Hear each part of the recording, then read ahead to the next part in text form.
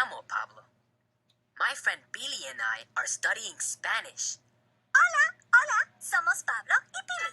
Excelente. That's totally correct, Billy. As you can see, Billy is Mega smart, mega talented, and extremely good-looking. Huh?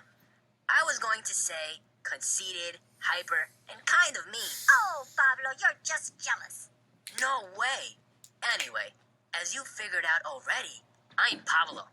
Yo soy Pablo y soy. Tú eres a little slow, overly friendly, and way too laid back, little dude.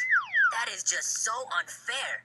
I was going to say nice, easygoing, and popular. Well, Pablo, you can say what you want, safe in your little dream world. And you say you're not mean. Hey, sometimes you have to be cruel to be kind. That's just so harsh.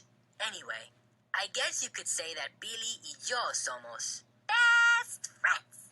Or friends who are not always so friendly.